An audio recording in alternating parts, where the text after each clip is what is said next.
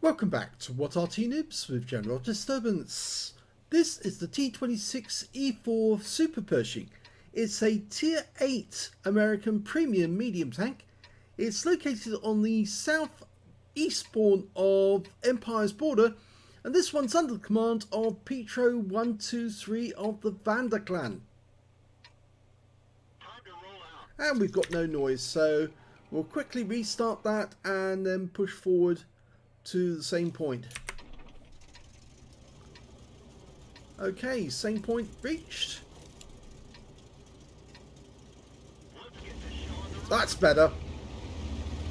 Yes, unfortunately Wargaming has still not fixed that problem with the replays, and yeah, we still have to restart them if we're going to try and get the engine noises.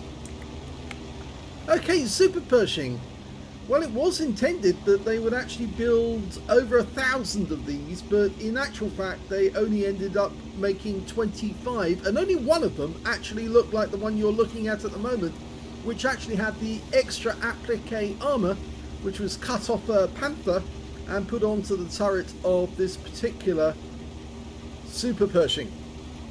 Now, they built 2,202 Pershings in total, the M26, but they wanted to fit the 90mm gun onto the Pershing, and of course that's a lot of extra weight, and so they had to put a few devices like those stabilizers on top, those tubes which actually stabilize the gun. And well, they wanted a bit of extra armor because they weren't happy that they would be able to protect themselves against some Tiger 2s, and so that's why they came up with the extra armor cut off the Panther. Unfortunately, this particular version, the one with the extra armor, was lost. It was scrapped in the end, which is a great pity because obviously it appears in the game. There are some weak spots you can aim for. You can aim for the tubes, the turrets, the cupolas rather, or you can actually aim for underneath the cupola, underneath the applique armour at the front of the vehicle. I think you can see there's a weak spot there, and you can get through the turret at that point. That round bounced off the armour, so the Panther's having a bit of difficulty trying to get through, but after all it is hitting a Panther armour. Okay, and there's the kill shot. So he's got his first kill, pitro123. And he's put a round into a VK3002M, which is the Panther prototype.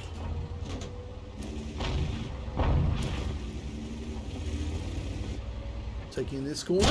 Yep, gets one in. Bit of a snap. And, oh, MT25, which is Soviet light. Ow, he did take one there from an SU-100, but he got the VK. And he has lost his his radio officer, or radio operator I should say.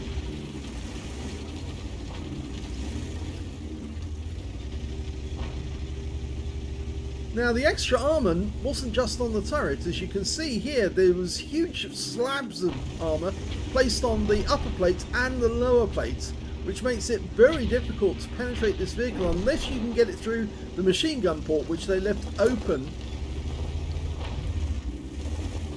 Now he's holding this position here because the enemy seems to have killed our guys that went round that corner, and so he's expecting somebody to come around that corner any second. It's a Skoda T56 Tier 8 Czechoslovakian heavy, the premium one with 2 shots, and here he appears. There you go, one into the engine bay and he's out the game.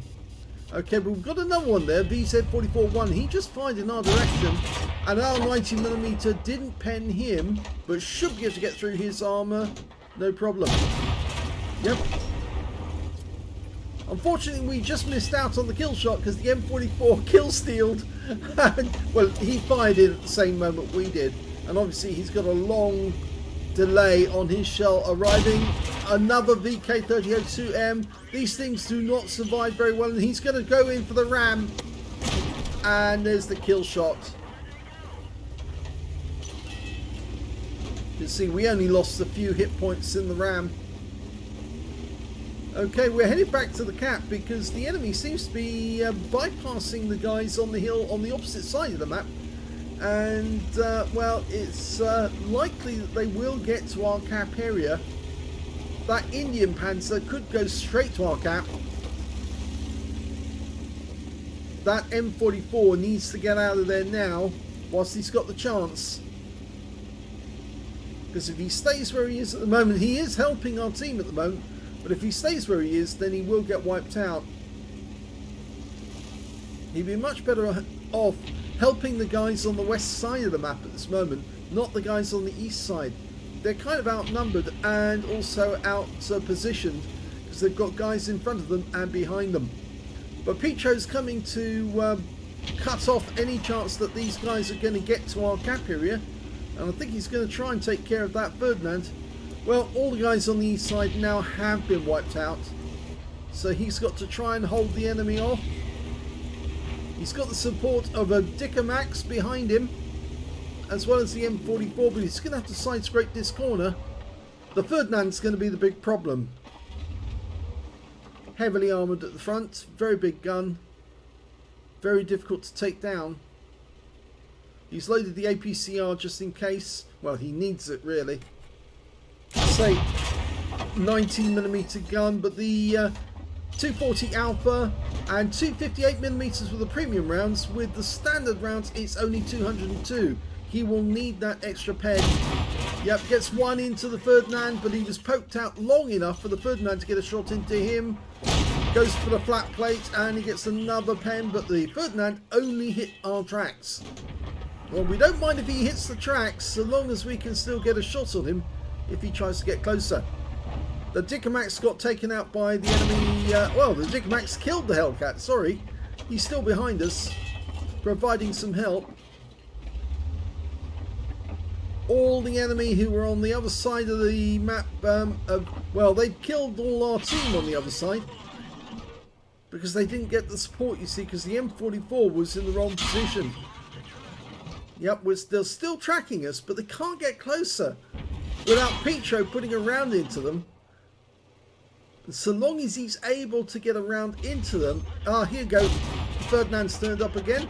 He's a one-shot now, so obviously it doesn't matter if he tracks us, but we will take the kill. He tries to get through the flat plate and gets that 255, a high roll. Bounces around from the 87. Now he can use the 87 as extra armour to block the Ferdinand. Now, take the Ferdinand. That's it. Good. Nicely done. Okay, now we take the 87. He did put a round into us, but we got a round into him for 253. And we've got more hit points than he has, so he will go down. And there he goes. That's the Top Gun. The enemy is starting to arrive from the west side of the map, and the first one to turn up was the MT25, and he's now threatening the M44. So we've got to come back. We lost the Dickermax to the SU-100, and there goes the M44, which means now that Pitro is all alone against a number of enemy tanks, and it's Colabano situation time. So he's got to hold this area, and actually this is a fairly, well, I would say fairly easy, but it does have some fairly good defensive positions. The SU-100 takes one round straight away through his weak spot, which is just to the right of the gun. And the other SU-100, in fact actually there was the SU-152, and the SU-100 dies. MT-25 makes a big mistake, he tries to go around the corner. No, his armour will not protect him, and that's a Radley. He pumps one in underneath the mantlet on the SU-152, and he's now one shot. So if he pops his head round that corner, he's going to be out the game. And now SuperPershing using the gun depression 10 degrees, which enables him to get the drop on that guy. He's got the corner of the vehicle, and that's enough. So 9 kills now. There's only 2 enemies left. There's one of them. Oh, he got him! It's the Type 58, the Chinese T3485. And that means there's only one enemy left. It's the M44. So pitro123 has turned what was going to be almost a certain loss into a possible win by Kolobanov. With only the M44 to go, he's got 233 hit points. All he has to do is drive to the enemy cap, If the M44 on the other team is any good, he would have been moving. And you can see Pitro's got his gun up. I think he senses he's got the win on this one. If the M44's been moving, he will try to arrive at our cap as we arrive at the other one. And then there will be a cap battle. If the M44 doesn't move from his cap, he will get wiped out by Pitro. He's got a much lower view range than Pitro. Pitro's got 390 meters view range. The M44, if I remember correctly, is 265 meters. So yeah, he's not going to spot Pitro. The only time you'll know he's been seen is when his sixth sense goes off, and it's basically too late by then.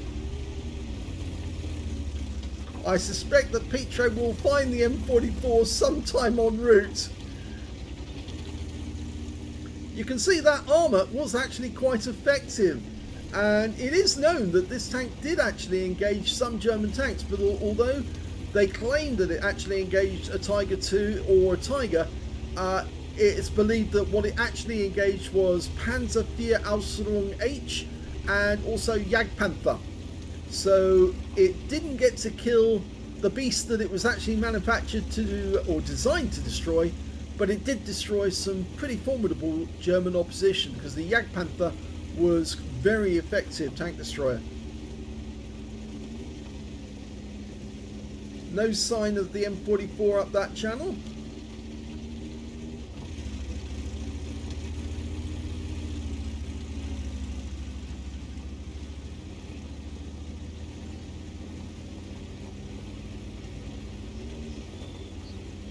Okay, I don't think the M44 will be there.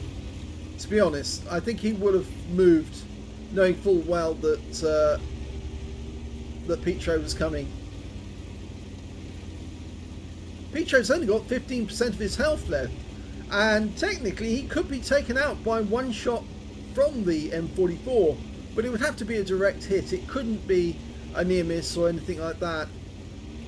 And Pitro's quite happy to cap and not go after that M44, because of course he will win a Kolobanov even if he caps out.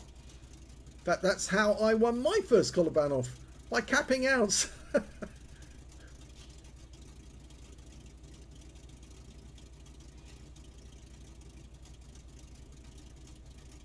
Pitro was a bit worried that this replay wouldn't work. He sent me the replay twice just to make sure.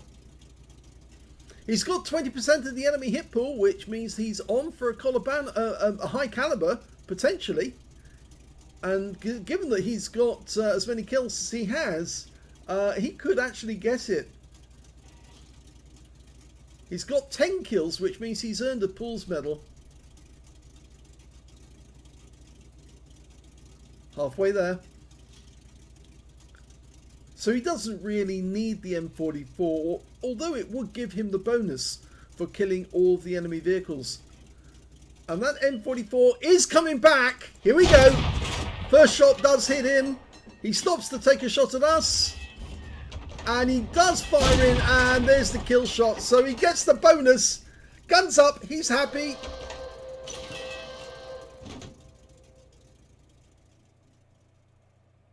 Here's the end of battle stats, and that was an ace tanker game for pitro123 in the T26E4 SuperPershing. He managed to get a bruiser medal for getting at least 5 critical hits. In fact, he got 10. He got a hand of God for surviving the battle, having received damage from 4 different enemy tanks and surviving. He also got a duelist for taking down 2 tanks who damaged him. A 5 for effect for doing more damage to the hit points of his own vehicle. Here's the medal that everyone would like to get, the Kolobanov. It's for standing alone against at least 5 enemy tanks and surviving to win. You don't necessarily have to kill all those enemy tanks. You just have to be alive at the end and in a winning position, either capped out or be the last survivor of an assault. And that will give you a Kolobanov as well. Although the best way to get the Kolobanov is to kill all the enemy tanks if you can. And that just really shows that you've carried your team across the finish line. He got a Pools medal. He took out 10 enemy vehicles, and that means he will be appearing on our other channel, the General, because if you get a Pools medal, you will appear on that channel at least once. He also got a steel wall for blocking the most damage in the game. He got a high caliber for dealing the most damage in the game, and he got a top gun for getting at least 6 kills. Yes, okay, let's have a look at team score and see where he is. Wow, he definitely earned that high caliber. Look at that, 4,754 hit points. The high score on the enemy team was that Skoda T26. He got 3,169. And the third highest damage in the game was the SU-152, who tried very hard at the end to kill Pitro, but unfortunately he did expose a corner of his front of his vehicle, and that's all Pitro needed to take him out the game. When it came to kills, it was, yes, pitro123 with 11 kills in that game, more than 2/3 of the enemy team. 2 kills went to, or 3 kills rather, went to the Indian Panzer SU-100, those are the second place. And third place was the Dickomax, who got 2 kills defending Pitro from behind. The Skoda on the enemy team and their MT25. When it came to base XP, it's Pitro. Yes, he's the only one to get over 1,000. And look at that, 1,867. It's a very high base XP score. So it means that he really performed exceptionally well in this game. 839 went to the T3485 and 810 went to the Dickomax, who also did perform rather well. He fired 29 90mm rounds in this game, got 26 direct hits on the enemy and 25 penetrations. 4,754 hit points, and all of it was done at close range. 13 hits received from the enemy, only 4 of which actually penetrated, 9 non-penetrations. Those were the shots that were hitting his tracks that were coming from the AT7 and the Ferdinand. And he also got 1 hit by way of splash damage as well. 1,120 hit points of damage blocked by armor. He also spotted 2 enemy vehicles, damaged 12 of the enemy, killed 11, and did 312 hit points of damage assistance. While he was sitting in the cap, he got 85 capture points as well, and that M44 came back at just the right moment. I think he was really after the Defender medal, and he made a critical error because the moment he was spotted, he was obviously going to get shot at, and the moment his sixth sense went off, he should have immediately gone to cover, remembered where Pitro was, and then lobbed a shell in to get the reset. But nope, he didn't do that, and he just made himself a perfect target. 94,142 credits from the game, 50,837 from missions payment, and after ammunition resupply, repair and consumables, and yes, he did fire some premium ammo, but he needed to get through the armor of some of those tanks, 82,099 credits profit. 1,867 XP times 2 for the first victory, 280 because this is a premium vehicle you can buy in the gift shop, and 5,882 experience points altogether. That was a very good game. Took place, well, only this morning actually. I think it was during the night while I was working on my replays, and he sent the one in. Yes, it says dated the 22nd of December, and yes, I was working late at night as I usually do, and that one came in. He said, I'm not sure if this replay is going to work. So he sent it to me twice. And yes, it does work. So you got to enjoy a really great battle that Pitro had last night. Congratulations on your Kolobanov. Probably not your first. I suspect you've had them before. You certainly had an ace tanker in the SuperPershing before.